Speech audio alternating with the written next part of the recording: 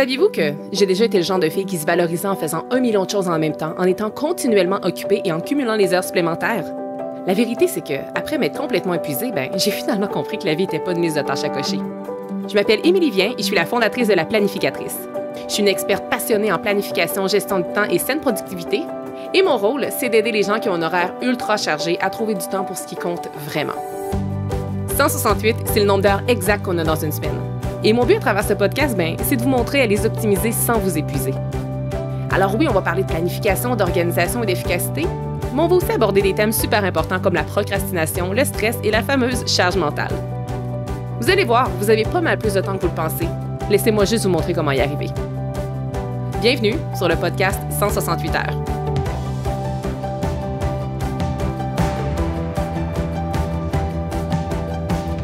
J'ai envie de commencer cet épisode en vous posant une question parce que j'ai envie de voir si vous vous reconnaissez dans l'exemple que je vais vous donner, OK?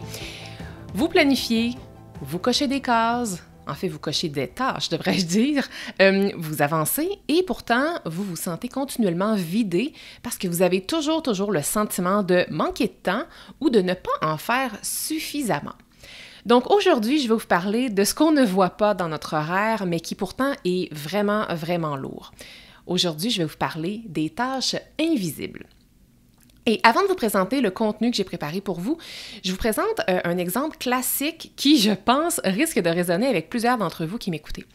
Donc, imaginons que vous terminez une rencontre sur Zoom ou sur Teams et vous pensez que vous allez commencer directement votre prochaine tâche. Mais là, qu'est-ce qui se passe? Alors que vous songez déjà à cette prochaine tâche, la réalité qui se passe vraiment, c'est que votre esprit est encore vraiment pris dans la conversation que vous venez à peine de terminer dans votre rencontre. Donc, vous vous dites que vous allez vous chercher un café ou bien un verre d'eau, puis là, vous décidez ensuite d'aller voir vos courriels, là, vite. Finalement, vous scrollez sur vos courriels pendant à peu près 3 minutes pour finalement vous relever la tête. 20 minutes plus tard, se sont écoulées et vous n'avez toujours pas commencé la tâche en question que vous aviez planifié faire tout de suite après votre rencontre. Si je vous donne cet exemple-là, dans lequel j'imagine que vous êtes reconnu, peut-être, c'est pour que vous compreniez en fait que ce temps invisible-là, qu'il est bien réel. Donc, concrètement, qu'est-ce qu'on va regarder ensemble aujourd'hui? Eh bien, il y a 5 points que je veux regarder avec vous. La première chose qu'on va regarder, c'est justement, concrètement, c'est quoi une tâche invisible? Parce que c'est peut-être pas clair encore pour vous. Ensuite, je vais vous expliquer pourquoi les tâches invisibles sont dangereuses. Je vais également ensuite vous faire une longue liste de tâches invisibles et justement, le fait de vous déballer cette liste-là va peut-être justement vous faire prendre conscience que, ah oui, cette tâche-là, elle est présente dans ma vie ou bien celle-là, elle n'est pas présente du tout. Et puis après ça, on va aller dans un 4e point. Je vais vraiment vous outiller pour que vous parveniez à identifier dans justement votre réalité, votre horaire, votre quotidien, c'est quoi justement les tâches invisibles qui sont fréquentes dans votre cas. Et on va conclure le tout avec 3 conseils, 3 stratégies pour mieux gérer les tâches invisibles. Donc, concrètement, c'est quoi une tâche invisible? En fait, les tâches invisibles, si vous l'avez vu un petit peu dans les exemples que j'ai présentés, c'est vraiment réel, mais concrètement, c'est quoi? En fait, ce sont pour la plupart du temps des micro-tâches. C'est pas toujours micro, mais c'est souvent micro, là. Donc, c'est souvent des micro-tâches, ça peut être des transitions, ça peut être des gestes mentaux ou émotionnels qui ne sont pas dans notre agenda. Donc, qu'on ne considère même pas souvent comme étant des tâches, mais qui pourtant nous prennent du temps, beaucoup de temps même, et pas juste du temps, mais ça nous demande aussi de l'énergie. Et souvent, ça peut nous demander beaucoup d'énergie.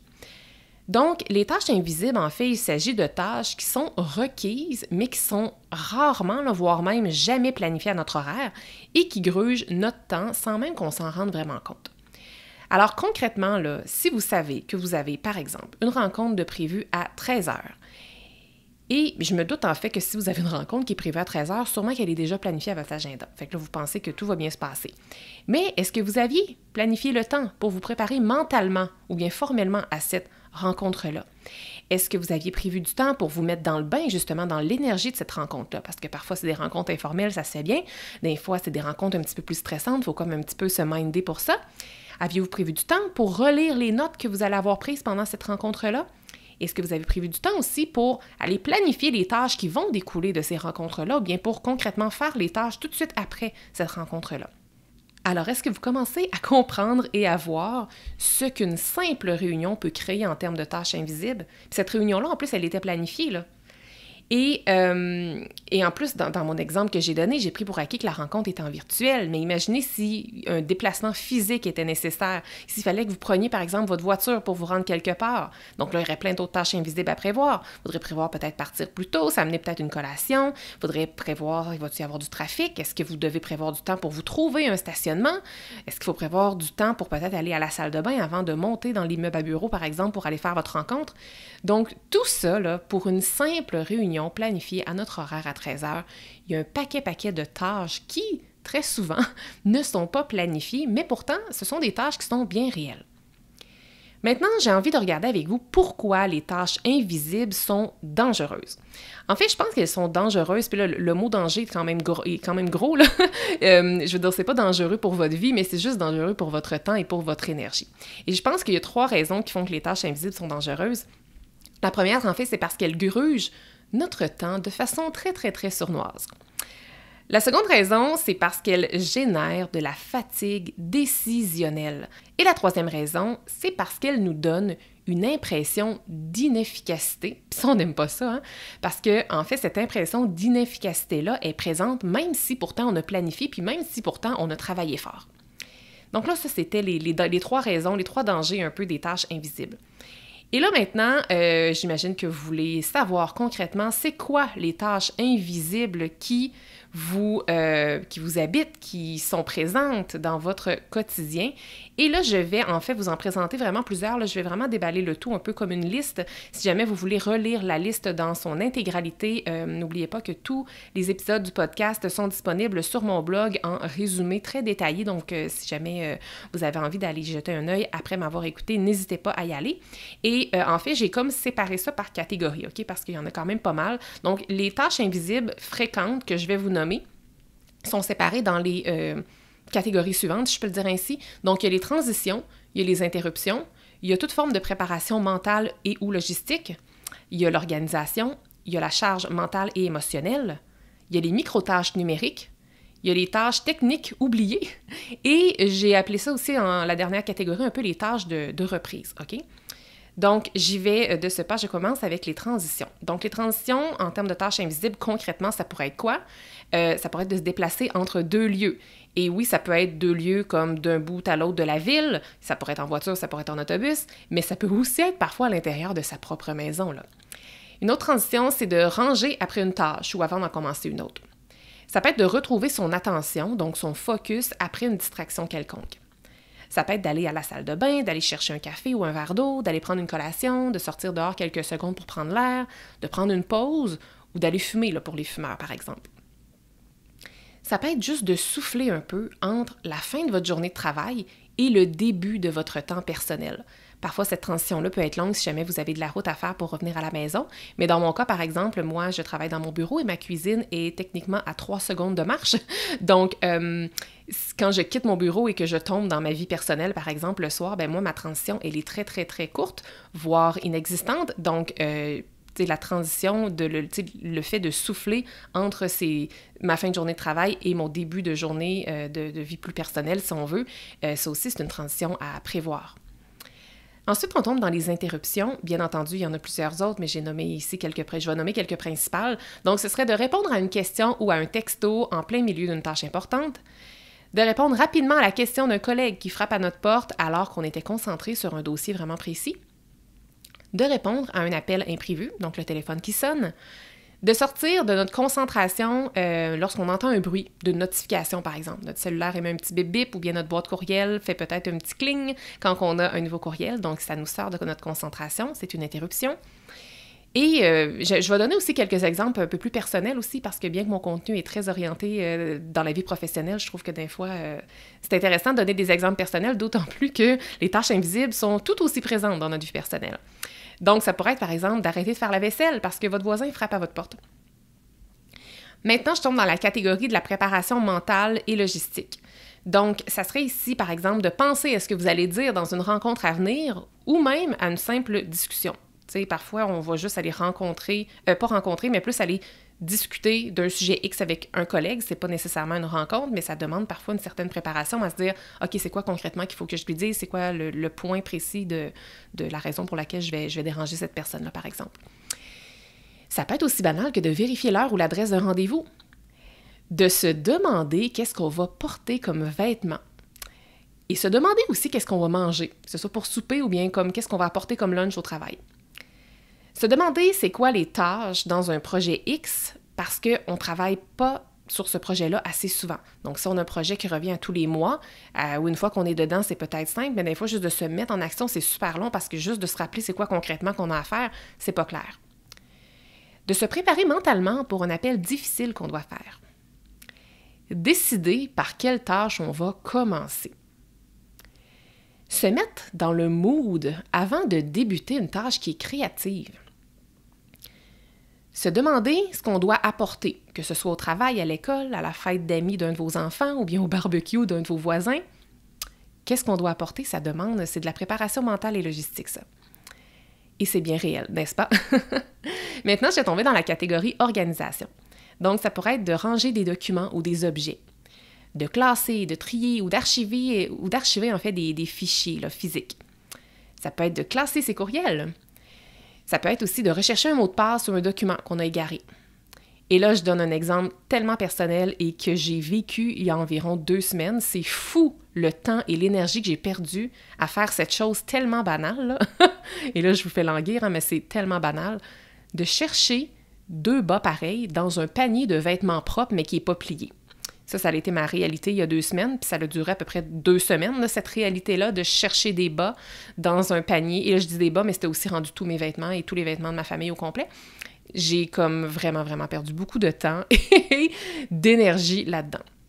Mais tu sais, c'est tellement un bon exemple de tâche invisible, mais qui est bien présente. Ensuite, je tombe dans la catégorie de charge mentale et émotionnelle.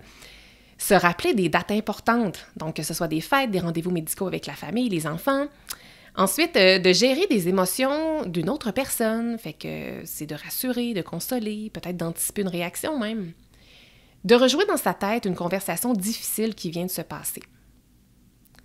De penser à un courriel difficile qu'on a reçu ou bien un courriel difficile qu'on doit rédiger en fait.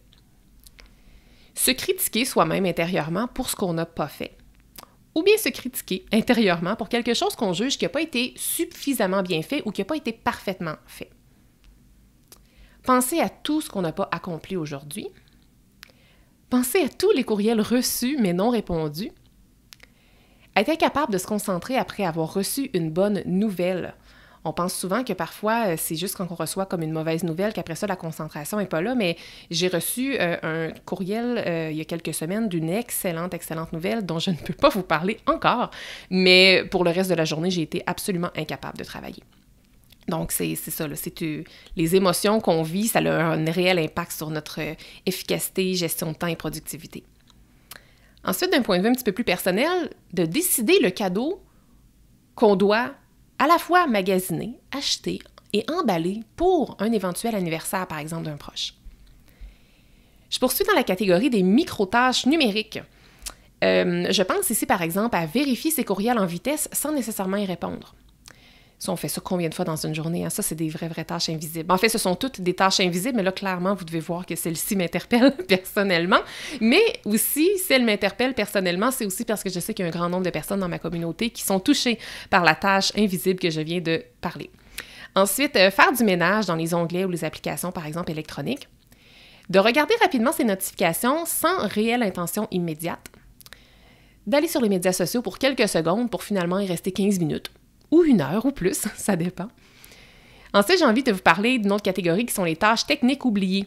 Donc, ça peut sembler très banal, mais au final, ça prend du temps. Donc, de charger un appareil, que ce soit un téléphone, un ordinateur ou des écouteurs, par exemple. D'installer une mise à jour logicielle ou d'une application. De gérer un mot de passe qui a été oublié. Maintenant, je termine avec un peu ce que j'ai appris, mais appelé les tâches de reprise. Donc ici, je fais allusion à se remettre d'une période de rush intense. Tu sais que ça a été un rush intense mental ou comme émotionnel. Donc, se remettre de ça, ça prend de l'énergie, ça prend du temps, puis c'est clairement souvent invisible. Ensuite, de se changer les idées après une mauvaise nouvelle ou bien une déception. De prendre le temps de redescendre après une rencontre stimulante. Ça vous est sûrement déjà arrivé, là, vous revenez d'une rencontre puis vous êtes tellement stimulé que vous avez de la difficulté à poursuivre votre journée tout simplement. Et finalement, la dernière chose, ce serait de réajuster son horaire après un imprévu. Donc, la liste était très longue, je me doute, et elle n'est pas exhaustive, là, j'aurais pu continuer à l'infini, et je me doute que ce ne sont pas toutes ces tâches invisibles-là qui vous habitent, mais je suis certaine qu'il y en a quand même un petit nombre là, de ce que je vous ai dit qui résonne avec vous et qui a certainement allumé une petite lumière en vous disant « Ah oui, ça c'est tellement moi ». Maintenant, je vais poursuivre, puis j'ai envie qu'on regarde ensemble comment on fait pour identifier les tâches invisibles dans son quotidien. Là, je pense qu'en un premier temps, je vous ai déjà bien éclairé avec un paquet d'exemples, mais si on veut aller un petit peu plus en profondeur dans le but d'aller identifier de façon plus profonde c'est quoi les tâches invisibles dans votre quotidien, en fait, j'ai deux conseils, un qui est plus facile et un autre qui va vraiment vous permettre d'aller plus en profondeur. Le conseil facile là, que vous pouvez faire pratiquement mentalement, là, c'est... En fait, faites-le mentalement. Je vous invite à peut-être le faire, pas juste mentalement, mais vous pouvez le faire mentalement, là. C'est juste que ça ira peut-être pas autant en profondeur que si vous prenez vraiment le temps d'écrire. Mais la première chose, ce serait de faire un peu un audit des 3 derniers jours que vous venez de passer et essayer de vous rappeler c'est quoi toutes les tâches invisibles qui se sont incrustées à travers vos vraies tâches. Donc, essayez de voir hier, avant-hier et l'autre journée d'avant. C'est quoi peut-être les tâches invisibles qui vous ont fait déborder de votre journée, qui ont créé un débordement? Et ça sera une belle indication qui vous dira en fait c'est quoi vos tâches invisibles à vous. Puis là, je parle des 3 derniers jours parce que là, c'est au niveau de mémoire et justement, ça va être comme plus difficile si je vous dis regardez les 3 dernières semaines. Là. Et puis, même que je vous encourage à peut-être regarder les 3 derniers jours à votre agenda, mais souvent, justement, vu que c'est des tâches invisibles, elles ne figuraient sûrement pas à votre agenda. Fait que c'est pour ça qu'ici, on fait un petit peu plus appel à la mémoire. Mais mon vrai conseil que j'aimerais que vous fassiez, là, et si vous avez envie d'aller encore plus loin et de réellement comprendre c'est quoi les tâches invisibles qui habitent votre vie, je vous invite à télécharger mon outil gratuit qui est disponible sur ma bibliothèque de ressources gratuites. J'ai mis le lien dans les show notes et c'est le journal de temps. Donc, sur ma bibliothèque de ressources gratuites, il y a plus de 12 PDF et outils que vous pouvez télécharger et il y en a un qui s'appelle le journal de temps. C'est celui-ci que je vous invite à télécharger. Et c'est quoi le journal de temps, en fait? Et ce que je vous encourage à faire à travers cet exercice-là, c'est tout simplement de faire imprimer les beaux tableaux que j'ai prévus pour vous et de suivre votre temps pendant 7 jours. Et je vous demande de le suivre aux 15 minutes près. Puis tout le tableau a été fait en ce sens. Puis je sais que ça peut sembler intense et lourd un peu, mais pour vrai, là, vous allez faire de puissantes prises de conscience si vous acceptez de relever le défi et de suivre votre temps pendant 7 jours. Et là, même si vous m'écoutez puis vous dites « Ah oui, ça serait intéressant, mais là, présentement, je ne suis pas dans une période normale ou comme je vais attendre d'être dans une période soit plus calme ou justement plus rochante », il n'y a pas de moment parfait pour faire le tracking de son temps. Le moment parfait, c'est maintenant. Et justement, s'il y a de l'irrégularité dans votre horaire présentement, je pense qu'il y a de belles surprises que vous allez pouvoir trouver en lien avec les tâches invisibles. Donc, une fois que vous allez avoir soit fait le journal de temps, ce que je vous recommande vraiment, ou bien si vous avez fait un petit audit rapide là, de mémoire des 3 dernières journées, dans les 2 cas, essayez de oser observer c'est quoi qui a été énergivore sans être visible. Donc, il y a pour certaines personnes, là, par exemple, vous allez vous rendre compte que c'est peut-être les transitions entre les rencontres qui ont été vraiment énergivores, alors que pour d'autres, ça va être complètement le contraire. Donc, faites l'exercice, que peu importe c'est quel exercice vous allez choisir entre les deux, mais faites une analyse après ça pour être capable d'aller vraiment identifier c'est quoi vos vraies tâches invisibles. Et je termine avec 3 conseils pour vous aider justement à mieux gérer ces tâches invisibles-là de votre quotidien. Donc, le premier conseil, et vous ne serez pas étonné que ce soit le conseil premier que je vous donne, c'est de les inclure, ces moments-là, ces tâches invisibles-là, dans votre planification. Et là, bien entendu, ça dépend vraiment c'est quoi les tâches invisibles, mais par exemple, vous pourriez, à partir de maintenant, toujours prévoir un 15 minutes de transition entre chacun de vos appels et de vos rencontres. Ça pourrait être de, par exemple, gonfler chacune de vos tâches de 10% en durée, afin de couvrir justement les fameuses tâches invisibles. Donc, bien entendu, mes exemples pourraient aller à l'infini parce que les tâches invisibles vont à l'infini. Donc, selon les tâches invisibles que vous allez identifier, essayez de voir comment vous pourriez les inclure dans la planification. Le but, c'est pas d'aller dans l'excès, mais de quand même voir qu'est-ce qui est prévisible. Ensuite, ça pourrait être mon deuxième conseil, ce serait de créer des plages tampons dans l'horaire pour les imprévus. Si vous ne savez pas Combien d'imprévus prévoir? Vous m'avez peut-être déjà entendu le dire, j'ai l'impression que j'en parle souvent, mais des fois, un rappel est nécessaire. Commencez avec un 20%. Donc, essayez de mettre un 20% de buffer, soit dans votre semaine ou bien dans chacune de vos journées. Ça va, d'un, vous permettre d'avoir un horaire qui respire beaucoup plus et vous allez voir que c'est avec un horaire qui respire qu'on est moins stressé et que surtout, on vit moins de frustration. Parce que justement, la période tampon que vous allez ajouter, ça va permettre justement aux tâches invisibles de s'y incruster sans créer de frustration de votre côté, d'inefficacité. Le dernier conseil que j'ai envie de vous dire, c'est de vous prévoir des pauses. En fait, parce que parfois, je trouve que les tâches invisibles s'imposent d'elles-mêmes parce qu'on a juste besoin de se reposer et de se recharger.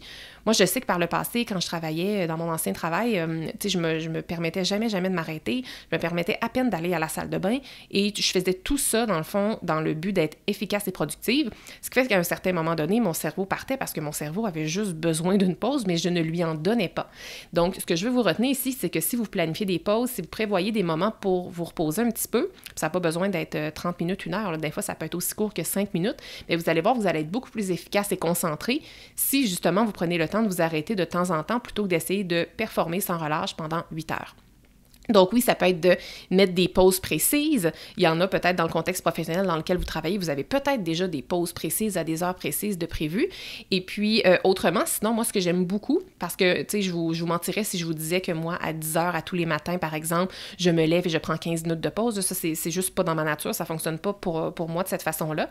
Fait que, tu sais, ça pourrait être aussi de travailler avec, par exemple, la technique Pomodoro. La technique Pomodoro nous impose, en quelque sorte, de par sa technique, de prendre des pauses, par exemple, à tous les 25 minutes. Donc, moi, c'est une technique qui, quand je sais que j'ai des gros rushs de travail à faire, bien, de travailler avec la technique Pomodoro, c'est comme si ça m'assure que je vais prendre des pauses, même si j'ai comme toutes les excuses du monde pour me dire que j'ai pas le temps de prendre des pauses. Voilà. Donc, j'espère que ce que je vous ai partagé aujourd'hui, j'espère que ça résonne avec vous. J'espère que vous prenez conscience à quel point vous avez des tâches invisibles dans votre quotidien qui grugent à la fois votre temps, mais aussi votre énergie. Et bon, vous savez que je prône de la planification et je vous encourage toujours à planifier au maximum pour justement pas avoir de surprises. Mais je ne vous demande quand même pas de planifier à l'excès parce que je suis quand même, je prône la planification flexible et je n'aime vraiment pas la rigidité. Donc, par exemple, si vous posez la question à savoir est-ce que je dois planifier quand je vais aller à la salle de bain et puis quand je vais avoir envie d'aller me chercher un verre d'eau, ma réponse c'est non, n'allez pas planifier ça. Mais par exemple, peut-être que vous devriez, comme je le disais en 3e conseil, vous planifier des pauses là, si vous n'avez pas l'habitude d'en prendre ou bien de laisser votre horaire respirer un petit peu plus justement en mettant par exemple des périodes tampons. Voilà. Et j'ai vraiment envie de terminer l'épisode en vous rappelant le conseil ultime pour vous aider à aller identifier vos propres tâches invisibles parce que c'est bien beau prendre conscience qu'on a des tâches invisibles, c'est merveilleux, mais il faut que vous fassiez quelque chose avec ça parce que sinon les tâches invisibles vont juste rester, elles vont continuer de vivre et ça va continuer de vous gruger du temps et de l'énergie. Donc si vous voulez justement vous départir du côté négatif, on va dire, des tâches invisibles parce qu'elles vont toujours exister, puis elles ne sont pas 100% prévisibles, soit dit en passant, mais si vous voulez, à tout de moins, prévoir celles qui sont plus prévisibles, c'est super important d'aller regarder ce qui se passe concrètement dans votre horaire et pour arriver à regarder ça, ça prend le journal de temps. Donc, le journal de temps, je vous rappelle, c'est un outil gratuit d'une très, très grande utilité. Et je vous invite à télécharger le lien dans les show notes, le lien sur mon site web aussi, et de faire cet exercice-là pendant 7 jours consécutifs parce que vous allez voir, votre horaire actuel est bien réel, puis votre horaire ne vous ment pas. T'sais, j'aime bien la planification parce que ça montre vraiment qu'est-ce qu'on a concrètement à faire, donc il n'y a pas de mensonge là-dedans, mais notre horaire ne nous dit pas tout non plus, justement à cause des tâches qui sont invisibles. C'est pour cette raison-là que je vous invite à prendre action, à télécharger l'outil gratuit, et pas juste le télécharger, là, à faire l'exercice pour de vrai. Puis ça, c'est un exercice, d'ailleurs, je vous l'ai pas dit, mais c'est un exercice que je donne à mes clientes qui sont dans mon programme Croissance. Ça fait vraiment partie du processus. Puis il y en a plusieurs qui, quand ils sont rendus à faire cet exercice-là, ils disent hey, « comme Émilie, ça me tente pas de le faire, mais je vais le faire, mais en ce moment, j'ai pas envie de le faire. » Puis souvent, celles qui ont le moins envie de le faire, c'est celles qui reviennent avec les plus grandes prises de conscience. Puis c'est pas rare que j'ai des clientes qui me disent « Hey, je vais le faire 1 fois par mois ou 1 fois par trimestre parce que c'est fou tout ce que j'ai compris en faisant cet exercice-là. » Alors, je vous donne cet outil-là gratuitement. Et je pense qu'en faisant l'exercice de façon consciente et constante pendant 7 jours, vous allez avoir beaucoup plus de clarté face à vos tâches invisibles. Et une fois que ces tâches invisibles-là vont avoir été clarifiées, bien qu'elle ne puisse pas toujours être 100% prévisible, comme je vous le disais, vous allez tranquillement commencer à oser pouvoir les planifier. Oser planifier qu'est-ce qui ne se voit pas. Puis qu'est-ce qui va arriver? Bien, c'est que vous allez arriver finalement à respirer un peu mieux et surtout à mieux maîtriser votre précieux temps et votre énergie. Donc, je m'arrête ici et je vous souhaite de découvrir avec beaucoup de plaisir et d'intérêt les tâches invisibles de votre quotidien. Et nous, on se revoit dans 2 semaines dans un nouvel épisode. Merci d'avoir été là. Si cet épisode vous a plu, est-ce que je peux vous demander un petit service? Allez évaluer le podcast 168 heures en lui donnant un 5 étoiles et abonnez-vous pour ne rien manquer. C'est honnêtement la meilleure façon de le faire découvrir aux autres, puis en même temps, ça me témoigne que vous l'aimez. J'ai déjà hâte qu'on se retrouve et d'ici là, assurez-vous de profiter pleinement des 168 heures de votre semaine. À bientôt!